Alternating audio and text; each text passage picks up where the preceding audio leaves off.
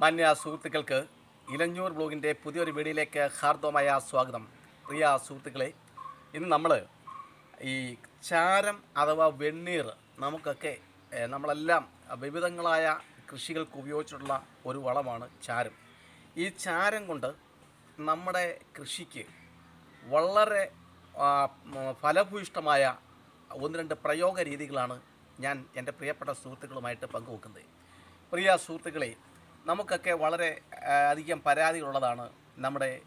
നമ്മൾ നടുന്ന കാർഷിക വിളകളുടെ പുഴു പൊഴിഞ്ഞു പോവുകയാണ്, അല്ലെങ്കിൽ കായ്കൾ പൊഴിഞ്ഞു പോവുകയാണ്, അത് ഫലം ആവാൻ നമുക്ക് പറ്റുന്നില്ല. അങ്ങനെയൊക്കെ നിരവധി പരാതികൾ ഉണ്ട്. അപ്പോൾ എനിക്ക് നേരത്തെയൊക്കെ പരാതി ഉണ്ടായിരുന്നു. അപ്പം ഞാൻ അത് സംബന്ധിച്ച നിരന്തരമായ പഠനങ്ങൾ നടത്തിയാണ് ഇപ്പോഴും ഞാൻ നടുന്ന കൃഷികളുടെ ഒന്നും തന്നെ പൂക്കളോ കായ്കളോ ഒന്നും കൊഴിയുന്നില്ല. അപ്പോൾ അതിൻ്റെ ആ ഫലം എന്താണ് ഞാൻ നിരന്തരമായി പഠിച്ചത് മനസ്സിലാക്കിയത് എന്നുള്ളത് എൻ്റെ പ്രിയപ്പെട്ട സുഹൃത്തുക്കളുമായിട്ട് ഞാൻ പങ്കുവയ്ക്കുകയാണ്. പ്രിയ സുഹൃത്തുക്കളെ, നമുക്കറിയാം ഏത് സസ്യമായാലും നിറയെ പുഷ്പിക്കാനും നിറയെ കായകളുണ്ടാകാനും അത്യാവശ്യമായി വേണ്ട ഒരു വളമാണ് ചാരം. നമുക്കറിയാം പൊട്ടാസ്യം ധാരാളമായിട്ട് അടങ്ങിയ ഒരു വളമാണ് ഈ ചാരം എന്ന് പറഞ്ഞത്. അപ്പം നേരത്തെയൊക്കെ മഴയെ മാത്രം ആശ്രയിച്ച് കൃഷി ചെയ്തിരുന്ന ഒരു കാലഘട്ടം നമുക്കുണ്ടായിരുന്നു. ഇഷ്ടംപോലെ പറമ്പുകൾ, ഇഷ്ടംപോലെ കൃഷികൾ. അപ്പം ഏക്കർ കണക്കിന് തെങ്ങും ഏക്കർ കണക്കിന് പറങ്കാവും ഏക്കർ കണക്കിന് ചീനിയൊക്കെ നട്ടിരുന്ന ഒരു കാലം ഉണ്ടായിരുന്നു. അപ്പോൾ അന്നൊക്കെ നമ്മളെന്ന് വെച്ചാൽ ഉൽപ്പാദനം ഒരു പരിധിക്കപ്പുറമൊക്കെ മതി. കാരണം ഒരു 50,000 മൂടി ചീനിയൊക്കെ ഉണ്ടെങ്കിൽ എങ്ങനെയായാലും അത് പിഴുന്നുണ്ണേ ആ വീട്ടുകാർക്ക് ആവശ്യമായ ധനം കിട്ടും. എന്നാൽ ഇന്ന് ആ രീതിയൊക്കെ മൊത്തത്തിൽ മാറി. സ്ഥല വിസ്തൃതി കുറഞ്ഞു. നമ്മുടെ വസ്തുക്കളൊക്കെ വീതം വെച്ചൊക്കെ വന്നപ്പോൾ സ്ഥല വിസ്തൃതി കുറഞ്ഞു. പിന്നെ മറ്റൊന്ന്, ഗ്രാമപ്രദേശങ്ങളിലുള്ള ജീവിതം ജനങ്ങൾ മടുത്തു തുടങ്ങി. അങ്ങനെ പട്ടണങ്ങളിലേക്കൊക്കെ ചേക്കേറി. അതുപോലെ തന്നെ അങ്ങനെയൊക്കെ വരുന്നുണ്ടെങ്കിൽ കുറച്ച് വസ്തു, ഒരു വീടും അതിൻ്റെ മുറ്റം മാത്രം മതി എന്നൊരു ധാരണയിലേക്കും ആഗ്രഹത്തിലേക്കും എത്തിച്ചേർന്നു. അതുകൊണ്ട് തന്നെ ഇന്ന് സ്ഥലവിസ്തൃതി വളരെ കുറഞ്ഞ രീതിയിലാണ് നല്ലൊരു ശതമാനം ആളുകളും താമസിക്കുന്നത്. എന്നാൽ നമ്മൾ വില കൊടുത്ത് വാങ്ങിച്ച് കഴിക്കുന്ന ഭക്ഷണം നിരന്തരമായി നമുക്ക് നമ്മുടെ ശരീരത്തെയും മനസ്സിനെയും വളരെയധികം ദ്രോഹിക്കുന്നു, അല്ലെങ്കിൽ ദോഷമുണ്ടാക്കുന്നു എന്ന് മനസ്സിലായി നമ്മൾ സ്വന്തമായി കൃഷി ചെയ്യാൻ ഇന്ന് തുടങ്ങിയിരിക്കുകയാണ്. അങ്ങനെ ഉണ്ടായ ആ ശീലത്തെയും ആ ആഗ്രഹത്തെയും നമുക്ക് അഭിനന്ദിക്കാതിരിക്കാൻ കഴിയില്ല. തീർച്ചയായിട്ടും അങ്ങനെ ആഗ്രഹമുള്ളവരെ, അങ്ങനെ ചെയ്യുന്നവരെ നമ്മൾ അഭിനന്ദിക്കുന്നു. ഒപ്പം നമുക്ക് നിരാശ തരുന്ന ഒന്ന് രണ്ട് കാര്യങ്ങളുണ്ട്. കൃഷി ചെയ്യുന്നവരെ നിരാശപ്പെടുന്ന ഒന്ന്, നമ്മൾ നല്ല വളമൊക്കെ മേടിച്ചിടും, നല്ല രീതിയിലൊക്കെ ചെയ്യും. അങ്ങനെ ചെയ്തു കഴിഞ്ഞാൽ അതിന് നിറയെ പുഷ്പങ്ങളുണ്ടാകും, പക്ഷേ പുഷ്പങ്ങൾ മൊത്തം പൊഴിഞ്ഞു പോവാം. നിറയെ കായകളുണ്ടാകും, കായകളൊക്കെ പൊഴിഞ്ഞു പോവാം. അപ്പോൾ ഇതിന് ഒരു പരിഹാരം വളരെ എളുപ്പത്തിൽ, ചിലവ് ഒന്നും വലുതായിട്ടില്ലാതെ തന്നെ നമുക്ക് ചെയ്യാൻ സാധിക്കും. അതിന് നമുക്ക് ആദ്യം വേണ്ടതെന്ന് വെച്ചാൽ, നമ്മൾ ഇതേപോലെ കുറേ വെണ്ണീർ അഥവാ ചാരം എടുക്കുക എന്നുള്ളതാണ്. വെണ്ണീർ എന്ന് പറയും, ചാരം എന്ന് പറയുക ഒന്നിൽ മരത്തിൻ്റെ ഉണങ്ങിയ ഇലകൾ കത്തിക്കുന്നത്, അതല്ലെങ്കിൽ നമ്മൾ ആഹാരം പാചകം ചെയ്യാൻ വേണ്ടി വിറക് ഇരിക്കുന്നതിൻ്റെ ആ ചാരം, ഇത് നമ്മൾ എടുക്കുക. എടുത്തതിന് ശേഷം ഇത് 2-3 രീതിയിലാണ് ചെടികൾക്ക് നമ്മൾ കൊടുക്കേണ്ടത്. അപ്പോഴിപ്പോൾ നമ്മൾ എല്ലാ കൃഷികളും എല്ലാ സമയത്തും ചെയ്യുന്നുണ്ട്. വാഴയായാലും പയറായാലും പടവലമായാലും മത്തയായാലും മത്തയായി വെണ്ടയും വഴുതനയും എല്ലാം നമ്മൾ എല്ലാ സമയത്തും നടുന്നുണ്ട്. അപ്പോൾ അതിന് നമ്മൾ ചെയ്യേണ്ടതെന്ന് വെച്ചാൽ, ഒന്നാമത് നമ്മൾ ചെയ്യുന്ന ഹ്രസ്വകാല വിളകൾ എന്ന് വെച്ചാൽ നമുക്കറിയാം ഒരു 2-3 അല്ലെങ്കിൽ 4 അല്ലെങ്കിൽ 6 മാസത്തിന് താഴെ ആയുസ്സുള്ള ആ വിളകൾ, അതാണ് ഹ്രസ്വകാല വിള എന്ന് പറഞ്ഞാൽ. ഉദാഹരണത്തിന് ഇപ്പം മത്ത, അതുപോലെ തന്നെ ചൂര, വെണ്ട, അപ്പോൾ ഇതൊക്കെ ഹ്രസ്വകാല വിളകളാണ്. പയർ, ഇതൊക്കെ ഹ്രസ്വകാല വിളകളാണ്. അപ്പോൾ ഇതിനൊക്കെ നമ്മൾ ഈ ചാരം ഇതുപോലെ വാരിയിട്ടാൽ ഇത് മഴ പെയ്ത് അത് മണ്ണുമായി യോജിച്ച് ഇതിൻ്റെ വളം ഒക്കെ ആയി അതിൻ്റെ സസ്യങ്ങൾ വലിച്ചെടുക്കാൻ ഒരുപാട് താമസം നേരിടും.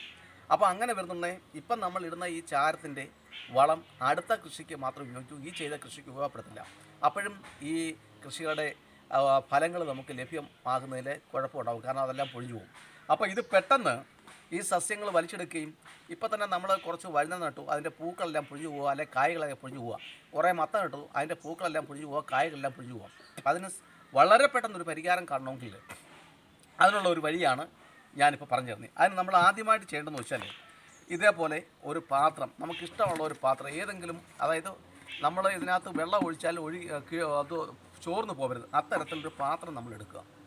ഈ പാത്രത്തിനകത്ത് നമ്മൾ വാരി വച്ചിരിക്കുന്ന ഈ ചാരം, അത് കരിയില കത്തിച്ചായാലും വിറവിരുന്നാലും ആ ചാരം ഈ പാത്രത്തിൻ്റെ അരഭാഗം നമ്മൾ ഈ ചാരം ഇടുക. അതിന് ശേഷം എന്ത് ചെയ്യണം, ബാക്കി ഭാഗം നമ്മൾ തലേ ദിവസം എടുത്തു വെച്ചിരുന്ന കഞ്ഞിവെള്ളം, നമ്മൾ ചോറ് വെച്ചതിന് ശേഷം വാർത്ത് കളയുന്ന ആ കഞ്ഞിവെള്ളം ശേഖരിച്ച് ഇതിനകത്ത് ഒഴിച്ചു കൊടുക്കുക. കൊടുത്തതിന് ശേഷം എന്തെങ്കിലും ഒരു സംഗതി എടുത്ത് ഇതേപോലെയുള്ള ചിരട്ട തവിയോ അല്ലെങ്കിൽ പിന്നെ കമ്പോ എന്തെങ്കിലും ഇട്ട് എന്ത് ചെയ്യണം, ഇത് ഇളക്കി കൊടുക്കുക. അപ്പോൾ ഇളക്കുമ്പോൾ നമ്മൾ ശ്രദ്ധിക്കേണ്ട ഒരു കാര്യമുണ്ട്. ലായനി വളങ്ങളൊക്കെ ഇളക്കുമ്പോൾ നമ്മൾ ശ്രദ്ധിക്കേണ്ടത് ഒന്നുകിൽ ഒരു വശത്തൂടെ മാത്രമേ ഇളക്കാവൂ, തിരിച്ചും മറിച്ചും ഇളക്കരുത്. ഒരു വശത്തൂടെ മാത്രം ഇളക്കി കൊടുക്കുക. അങ്ങനെ ഇത് 3/4 ഭാഗം വരെ നമ്മൾ ഈ കഞ്ഞിവെള്ളം ഒഴിച്ചിളക്കുക. അതിനുശേഷം നമ്മൾ ചെയ്യേണ്ടതെന്ന് വെച്ചാൽ, ഈ അടപ്പുണ്ടെങ്കിൽ ഈ അടപ്പിട്ട് ഭംഗിയായിട്ട് മുറുക്കി അടയ്ക്കുക. ഇനി അടപ്പില്ലെങ്കിൽ ചാക്കോ അല്ലെങ്കിൽ നല്ല തുണിയോ വല്ലോ ഉപയോഗിച്ച് ഇത് മൂടി നല്ല ഭംഗിയായിട്ട് കെട്ടിയതിന് ശേഷം നേരിട്ട് പ്രകാശവും ചൂടും പതിക്കാത്ത, പ്രകാശം പതിച്ചാൽ ചൂട് പതിക്കാത്ത ഒരു സ്ഥലത്തേക്ക് ഇത് മാറ്റി വെച്ചതിന് ശേഷം പിറ്റേ ദിവസം മുതൽ നമ്മൾ എന്ത് ചെയ്യണം, എല്ലാ ദിവസവും ഒരു നേരം ഇതിങ്ങനെ ഇളക്കി കൊടുക്കണം. അങ്ങനെ 7 ദിവസം കഴിയുമ്പോൾ, 7 ദിവസമോ 15 ദിവസമോ എത്ര ദിവസം കഴിഞ്ഞാലും കുഴപ്പമില്ല, നമുക്ക് എന്ത് ചെയ്യാം, ഇതിനകത്തുനിന്ന് നമുക്ക് 1 കപ്പ് ലായനി എടുക്കാം. നമ്മൾ ഏത് പാത്രം കൊണ്ടാണോ മുക്കുന്നത് അതിന് 1 കപ്പ് ലായനി എടുത്തതിന് ശേഷം ആ ലായനിയുടെ 5 മുതൽ 10 കപ്പ്, ആ എടുക്കുന്ന പാത്രത്തിൻ്റെ അത്രയും 5 മുതൽ 10 ഇരട്ടി വെള്ളവും കൂടെ ചേർത്ത് ഇത് വീണ്ടും നമ്മൾ നന്നായി അങ്ങ് കലക്കി യോജിപ്പിച്ച് ഈ പറയുന്ന കായ്ഫലം തരുന്ന ചെടിയുടെ ചുവട്ടിൽ ഒഴിച്ചു കൊടുക്കാമെങ്കിൽ അത് വളരെ പെട്ടെന്ന് 1, 2, 3 ദിവസത്തിനകത്ത് ഇത് വലിച്ചെടുക്കുകയും ഒഴിഞ്ഞുകൊണ്ടിരുന്ന ആ ഒഴിച്ചിലൊക്കെ നിർത്തുകയും നല്ല രീതിയിൽ നമുക്ക് കായ്കൾ പഴങ്ങളും ലഭ്യമാക്കുകയും ചെയ്യും. ഇത് നമുക്ക് ചീര, അതായത് ചീര എന്ന് പറഞ്ഞാൽ ചീരയൊക്കെ നമ്മൾ ചീരയിൽ നിന്ന് ഒരിക്കലും അതിൻ്റെ കായ്കളല്ല പ്രതീക്ഷിക്കുന്നത്, അതിൻ്റെ ഇലയാണ്. അപ്പോൾ ആ ചീരയ്ക്ക് ഒഴിച്ചു കൊടുക്കരുത്. ചീരയ്ക്ക് നമ്മൾ ഒഴിച്ചു കൊടുത്തു കഴിഞ്ഞാൽ പെട്ടെന്ന് എന്ത് ചെയ്യും, ഇത് പൂക്കാനുള്ള ഒരു പ്രവണത ഉണ്ടാകും. അങ്ങനെ ആയിക്കഴിഞ്ഞാൽ ഒരിക്കലും നമുക്ക് അതിൻ്റെ ഇല കണ്ടിച്ചെടുക്കാൻ പറ്റില്ല, പിന്നെ പൂവായി കഴിഞ്ഞാൽ പിന്നെ കൊള്ളത്തില്ല. പിന്നെ വിത്തിന് നമ്മൾ ഒരു മൂട് ചീര, നമ്മുടെ ചീര നടുന്ന ആ കൃഷിയിടത്തിൽ ഒരു മൂട് വിത്തിന് നിർത്തിയേക്കുവാണെങ്കിൽ അതിൻ്റെ ചുറ്റും ഒഴിച്ചു കൊടുക്കുകയാണെങ്കിൽ ഇഷ്ടം പോലെ അരി ഉണ്ടാവും, ഇഷ്ടം പോലെ വിത്തുണ്ടാവും. അപ്പോൾ അങ്ങനെ പറ്റും. പിന്നെ പാവലിന്, പയറ്, വെണ്ട, വഴുതന, വെള്ളരി ഇതെല്ലാം നമുക്കിത് ഒഴിച്ചു കൊടുക്കാം. അപ്പോൾ ഇത് ഒഴിച്ചു കൊടുത്താൽ വളരെ പെട്ടെന്ന് ഇത് വലിച്ചെടുക്കും. പിന്നെ വാഴയ്ക്ക് ഒഴിച്ചു കൊടുക്കാം, അങ്ങനെയൊക്കെ ഒഴിച്ചു കൊടുക്കാം. അപ്പം അത് ഒന്ന് പരീക്ഷിച്ച് നോക്കുക. അപ്പം നമ്മുടെ കൃഷി വിളകൾ കായ്ഫലം കുറവാണ്, കായ്കൾ പൊഴിഞ്ഞു പോകുന്നു, പൂക്കൾ പൊഴിഞ്ഞു പോകുന്നു എന്നുള്ള പരാതിക്ക് പ്രിയ സുഹൃത്തുക്കളെ ഇതൊരു പരിഹാരമാണ്, ഒന്ന് പരിശോധിച്ച് നോക്കാം. പിന്നെ മറ്റൊരു സംഗതി എന്ന് പറഞ്ഞാൽ, ഈ ചാമ്പൽ തന്നെ നമ്മൾ ഉപയോഗിച്ച് ചാമ്പൽ കമ്പോസ്റ്റ് അഥവാ വെണ്ണീർ കമ്പോസ്റ്റ് ഉണ്ടാക്കുന്ന വിധമാണ്. ഇത് ഞാൻ വെണ്ണീർ കമ്പോസ്റ്റ് ഉണ്ടാക്കിയതാണ്, നോക്കിയിട്ട്. അപ്പം ഈ ചാമ്പൽ ഇതുപോലെ വിതറി കൊടുത്താൽ നമുക്കറിയാം വലിച്ചെടുക്കാൻ പ്രയാസമുണ്ട്. അതായത് കൃഷി ചെയ്യുമ്പോൾ ജൈവ കൃഷി ഈ പ്രാവശ്യം ചെയ്താൽ വിളവ് കുറഞ്ഞ് തൊട്ടടുത്ത പ്രാവശ്യമേ കൂടുതൽ വിളവ് കിട്ടത്തുള്ളൂ എന്ന് പറയുന്ന കാര്യം, നമ്മൾ കൊടുക്കുന്ന ഈ ജൈവവളങ്ങൾ ലയിച്ച് വലിച്ചെടുക്കാൻ 1 വർഷം എടുക്കും. അതുകൊണ്ടാണ്. അപ്പോൾ ആ താമസം ഒഴിവാക്കാനാണ് ഈ പറയുന്ന രീതികൾ നമ്മൾ പ്രായോഗികമാക്കേണ്ടത്. ഇത് അപ്പം ചാരം കമ്പോസ്റ്റ് തയ്യാറാക്കാൻ നമുക്ക് വേണ്ടത്, നമ്മൾ എത്രയാണോ ചാരം നമ്മുടെ കയ്യിലുള്ളത് അത്രയും ചാരം എടുക്കുക. ഇത് അരിക്കൊന്നും വേണ്ട, ഇതിനകത്ത് കരിക്കട്ടയൊക്കെ കടന്ന് വിചാരിച്ച് യാതൊരു കുഴപ്പമില്ല, അരിക്കൊന്നും വേണ്ട. ഈ ചാരം നമ്മൾ എടുക്കുക. അതിനുശേഷം ഇതേപോലെ ഒരു ചാക്ക് നമ്മൾ എടുക്കുക. കിഴിഞ്ഞ ചാക്കൊന്നും അവർ നല്ലൊരു ചാക്ക് നമ്മൾ എടുക്കുക. എടുത്തതിന് ശേഷം ഈ ചാക്കിൻ്റെ ഏറ്റവും അടിഭാഗത്ത് നമ്മൾ കുറച്ച് മണ്ണ് നല്ല ഭംഗിയായിട്ട് അരിച്ച് കല്ലും വേരും കരിയിലയൊക്കെ നീക്കിയതിന് ശേഷം കുറച്ച് മണ്ണ് നമ്മൾ ഈ ചാക്കിൻ്റെ അടിഭാഗത്തിടുക. അതിനുശേഷം നമ്മൾ എന്ത് ചെയ്യുക, കുറേ നമ്മുടെ കയ്യിലിരിക്കുന്നതിൻ്റെ 1/3 ഭാഗം ചാരം ഇട്ട് കൊടുക്കുക.